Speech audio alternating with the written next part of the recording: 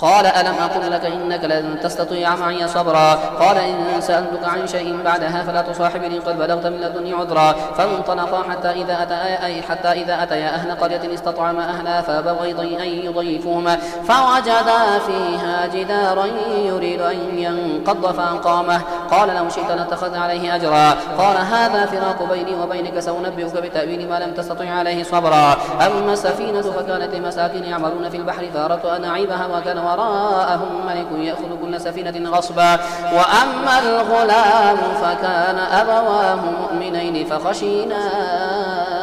أن يرهقهما طغيانا وكفرا فأردنا أن يبدلهما ربهما خيرا منه زكاة وأقرب رحما وأما الجدار فكان لغلامين يتيمين في المدينة وكان تحته كنز لهما وكان أبوهما صالحا فأراد ربك أن يبلغا أشدهما ويستخرجا كنزهما رحمة من ربك وما فعلته عن أمري ذلك تأويل ما لم تستطع عليه صبرا ويسألونك عن ذي القرنين قل سأتلو عليكم منه ذكرا إنا مكنا له في الأرض وآتيناه من كل شيء سببا فأتبع سببا حتى إذا بلغ مغرب الشمس وجدها تغرب في عين حمئة ووجد عندها قوما قلنا يا ذا القرنين إما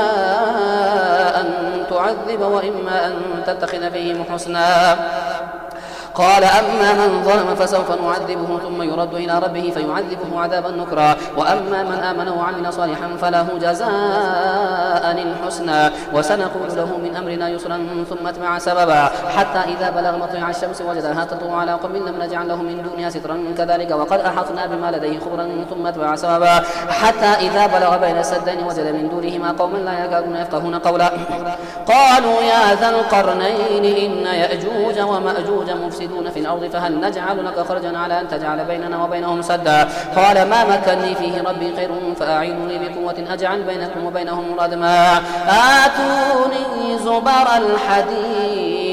حتى إذا ساوى بين الصدفين قال انفخوا حتى إذا جعله نارا قال آتوني أفرغ عليه قطرا فما استطاعوا أن يظهروه وما استطاعوا له نقبا قال هذا رحمة من ربي فإذا جاء وعد ربي جعله دكاء وكان وعد ربي حقا وتركنا بعضهم يومئذ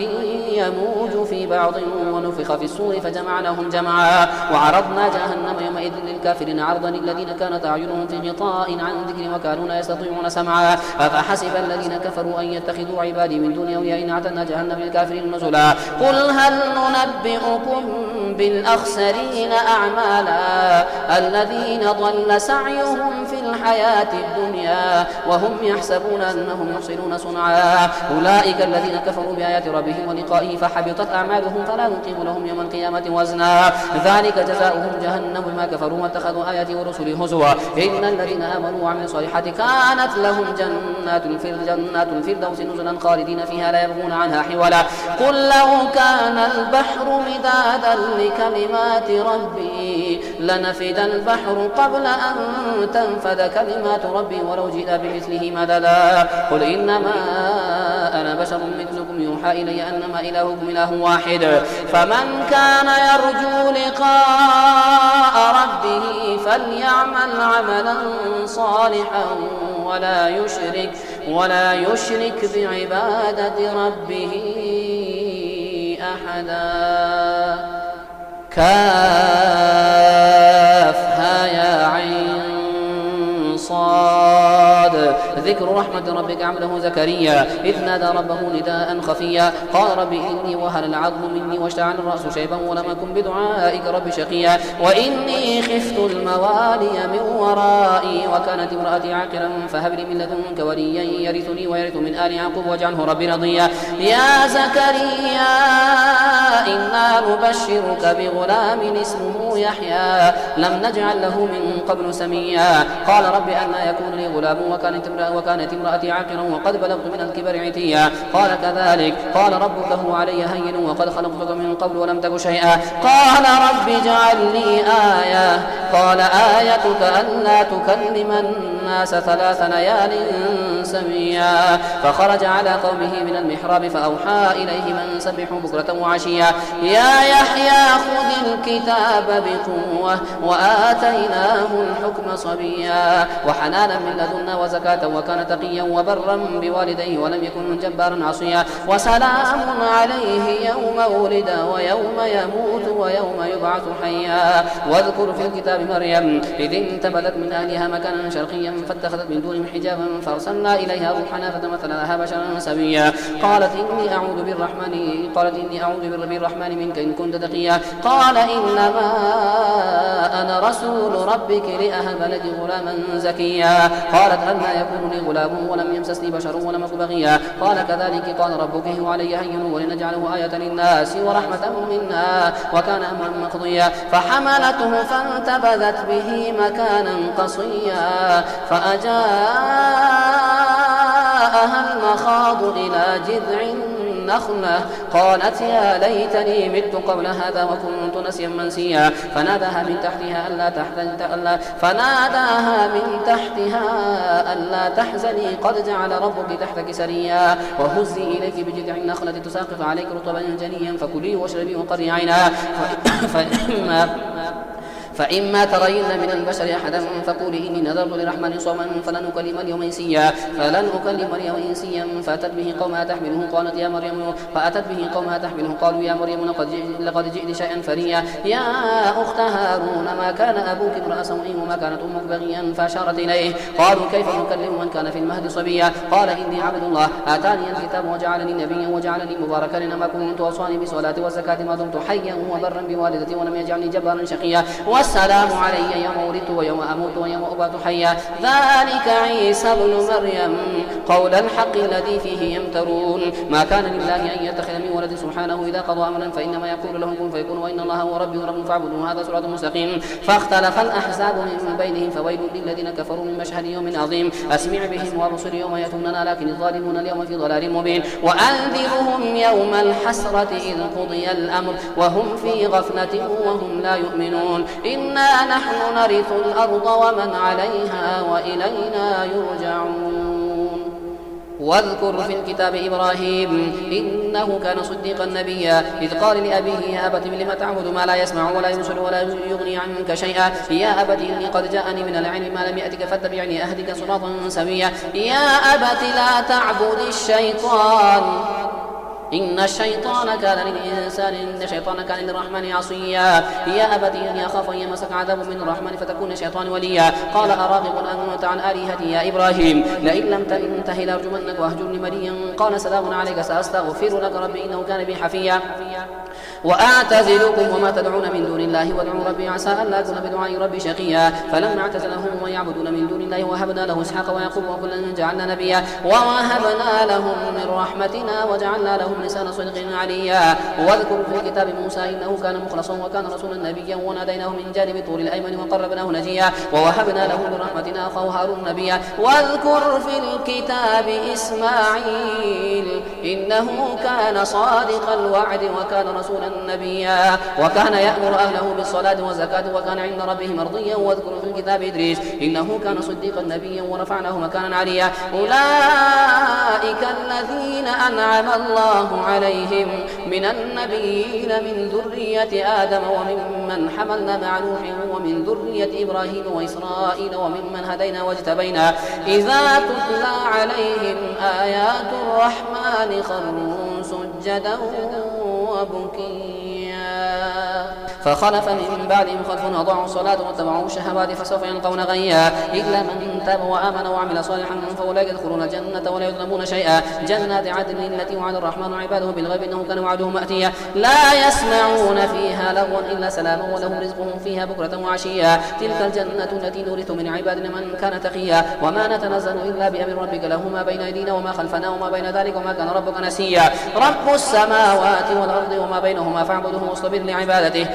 هل تعلم له سميا. ويقول الإنسان إذا ما مت لسوف أخرج حيا. أولا يذكر الإنسان أنا خلقناه من قبل ولم يك شيئا. فوربك لنحشرنهم وشياطين ثم لنحضرنهم حول جهنم جثيا ثم لننزعن من كل شيعة أيهم أشد على الرحمن عتيا. ثم لنحن أعلم بالذين هم أولى بها صليا. وإن منكم إلا واردها كان على ربك حتما مقضيا ثم ننجي الذين اتقوا ونذر الظالمين فيها جثيا. وإذا تتلى عليهم آياتنا بينات قال الذين كفروا للذين آمنوا أي الفريقين خير مقاما وأحسن نديا. ورئيا وكم أهلكنا قبلهم من قرن هم أحسن أثاثا ورئيا قل من كان في الضلالة فليمدد له الرحمن مدا حتى إذا رأوا ما يوعدون إما العذاب وإما ساعة فسيعلمون من هو شر مكانا وأضعف جندا ويزيد الله الذين اهتدوا هدى والباقيات الصالحات خير عند ربك ثوابا وخير مردا أفرأيت الذي كفر بآياتنا وقال لأوتين مالا وولدا أطلع الغيب أم اتخذ عند الرحمن عهدا كلا سنكتب ما يقولون ونمد له من العذاب مدا ونرثه ما يقول ويأتينا فردا واتخذوا من دون الله آلهة ليكونوا لهم عزا كلا سيكفرون بعبادتهم ويكونون عليهم ضدا ألم تر أنا أرسلنا الشياطين على الكافرين تؤزهم أزا فلا تعجل عليهم إنما نعد لهم عدا يوم نحشر المتقين إلى الرحمن وفدا ونسوق المجرمين إلى جهنم وردا لا يملكون الشفاعة إلا من اتخذ عند الرحمن عهدا وقالوا اتخذ الرحمن ولدا لقد جئتم شيئا إدا تكاد السماوات يتفطرن منه وتنشق الأرض وتخر الجبال هدا أن دعوا للرحمن ولدا وما ينبغي للرحمن أن يتخذ ولدا إن كل من في السماوات والأرض إلا ذي الرحمن عبدا لقد أحصاهم وعدهم عدا وكل ما فيه يوم القيامة فردا إن الذين آمنوا وعملوا الصالحات سيجعل لهم الرحمن ودا فإنما يسرناه بلسانك لتبشر به المتقين وتنذر به قوما ندا وكم أهلكنا قبلهم من قرن هل تحس منهم من أحد أو تسمع لهم ركزا طه ما أنزلنا عليك القرآن لتشقى إلا تذكرة لمن يخشى تنزيلا ممن خلق الأرض والسماوات العلى الرحمن على العرش سواء له ما في السماوات وما في الأرض وما بينهما وما تحت الثرى وإن تجهر بالقول فإنه يعلم السر وأخفى الله لا إله إلا هو له الأسماء الحسنى وهل أتاك حديث موسى إذ رأى نارا فقال لأهلهم كثوا إني آنست نارا لعلي آتيكم منها بقبس وجدوا على النار هدى فلما أتاها نودي يا موسى إني أنا ربك فاخلعنا عليك إنك بالوادي المقدس طوى وأنا اخترتك فاستمع لما يوحى إنني أنا الله لا إله إلا أنا فاعبدني وأقم الصلاة لذكري إن الساعة آتية أكاد أخفيها لتجزى كل نفس بما تسعى فلا يصدنك عنها من لا يؤمن بها واتبع هواه فتردى وما تلك بيمينك يا موسى قال هي عصاي أتوكأ عليها وأهش بها على غنمي ولي فيها مآرب أخرى قال ألقها يا موسى فألقاها فإذا هي حية تسعى قال خذها ولا تخف سنعيدها سيرتها الأولى واضم يدك إلى جناحك تخرج بيضاء من غير سوء آية أخرى لنريك من آياتنا الكبرى اذهب إلى فرعون إنه طغى قال رب اشرح لي صدري ويسر لي أمري واحلل عقدة من لساني يفقهوا قولي واجعل لي وزيرا من أهل هارون أخي اشدد به أزري واشركه في أمري كي نسبحك كثيرا ونذكرك كثيرا إنك كنت بنا بصيرا قال قد أوتيت سؤلك يا موسى ولقد مننا عليك مرة أخرى إذا أوحينا إلى أمك ما يوحى أن اقذفيه في التابوت فاقذفيه في اليم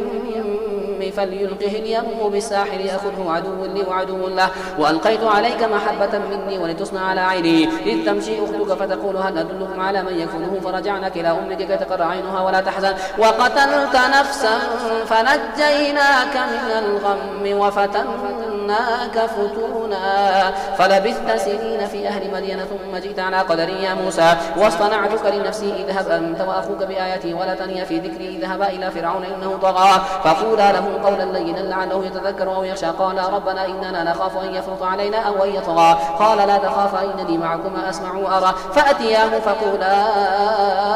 إنا رسولنا ربك فارسل معنا بني إسرائيل ولا تعذبهم قد جئناك بآية من ربك والسلام على من اتبع الهدى إنا قد أوحي إلينا أن العذاب على من كذب وتولى قال فمن ربكما يا موسى قال ربنا الذي أعطى كل شيء خلقه ثم هدى قال فما بال القرون الأولى قال علمها عند ربي في كتاب لا يضل ربي ولا ينسى الذي جعل لكم الأرض مهدا وسلك لكم فيها سبلا وأنزل من السماء ماء فأخرجنا به أزواجا من نبات شتى كلوا وارعوا أنعامكم إن في ذلك لآيات لأولي النهى منها خلقناكم وفيها نعيدكم ومنها نخرجكم تارة أخرى ولقد أريناه آياتنا كلها فكذب وأبى قال جئتنا لتخرجنا من أرضنا بسحرك يا موسى فلنأتينك بسحر مثله فاجعل بيننا وبينك موعدا لا نخلفه نحن ولا أنت مكانا سوى قال موعدكم يوم الزينة وأن يحشر الناس ضحى فتولى فرعون فجمع كيده ثم أتى قال له موسى ويلكم لا تفتروا على الله كذبا فيسحتكم بعذاب وقد خاب من افترى فتنازعوا أمرهم بينهم وسروا النجوى قالوا إن هذان لساحران يريدان أن يخرجاكم من أرضكم بسحرهما ويذهبا بطريقتكم المثلى فأجمعوا كيدكم ثم أتوا صفا وقد أفلح اليوم من استعلى قالوا يا موسى إما أن تلقي وإما أن نكون أول من ألقى قال بل ألقوا فإذا حبالهم وعصيهم يخيل إليه من سحر من لا تسعى فأوجس في نفسه خيفة موسى قلنا لا تخف إنك أنت الأعلى وألق ما في يمينك تلقف ما صنعوا إنما صنعوا كيد ساحر ولا يفلح الساحر حيث أتى فألقي السحرة سجدا قالوا آمنا برب هارون وموسى قال آمنتم له قبل أن آذن لكم إنه لكبيركم الذي علمكم السحر فلنقطعن أيديكم وارجلكم من خلاف ولأصلبنكم في جذوع النخل ولتعلمون أينا أشد عذابا وأبقى قالوا لن نؤثرك على ما جاءنا من البينات والذي فطرنا فاقض ما أنت قاض إنما تقضي هذه الحياة الدنيا إنا آمنا بربنا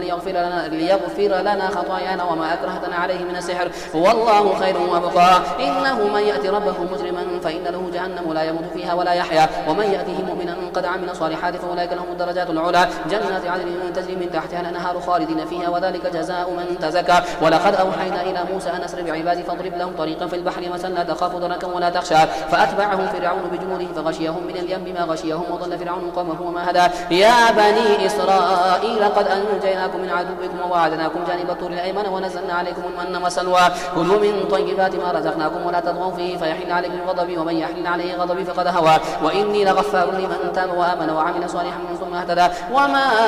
أعجلك عن قومك يا موسى قال هم أولئك على أثري وعجلت إليك ربي لترضى قال فإنا قد فتنا قومك من بعدك وضلهم سامرين فرجع موسى إلى قومه غضبان أسفا قال يا قوم ألم يعدكم ربكم وعدا حسنا أفطال عليكم العهد أم أردتم أن يحل عليكم غضب من ربكم فاخلفتم موعدي قالوا ما أخلفنا موعدك بملكنا ولكننا حملنا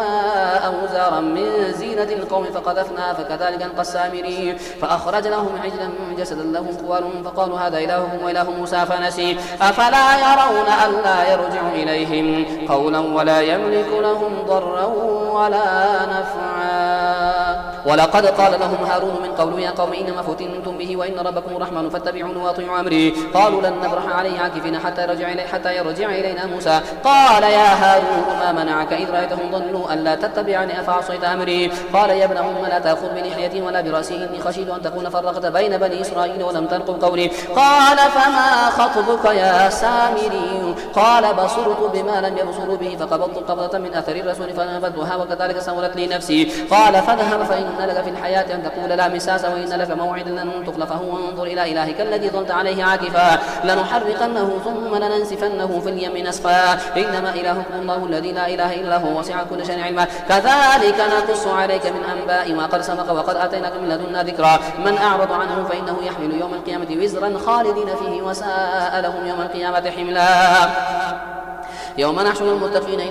وساء لهم يوم القيامة من أعرض عنه فإنه يوم القيامة وزرا خالدين فيه وساء لهم يوم القيامة حملا يوم ينفخ في السور ونحشر المجرمين يومئذ زرقا يتخافتون بينهم إن لبثتم إلا عشرا نحن أعلم بما يقولون إذ يقول أمثلهم طريقة إن لبثتم إلا يوما ويسألونك عن الجبال فقل ينسفها ربي نسفا فيذرها قاعا صفصفا لا ترى فيها عوجا ولا أمتا يومئذ يتبعون الداعي لا عوج له وخشعت الأصوات للرحمن فلا تسمع إلا همسا يومئذ لا تنفع الشفاعة إلا من أذن له الرحمن رضي له قولا يعلم ما بين أيديهم وما خلفهم ولا يحيطون به علما وعنت الوجوه للحي القيوم وقد خاب من حمل ظلما ومن يعمل من الصالحات وهو مؤمن فلا يخاف ظلما ولا هضما وكذلك أنزلناه قرآنا عربيا وصرفنا فيه من الوعيد لعلهم يتقون يحدث لهم ذكرا فتعالى الله الملك الحق ولا تعجل بالقرآن من قبل أن يقضى إليك وحيه وقل رب زدني علما ولقد عهدنا إلى آدم من قبل فنسي ولم نجد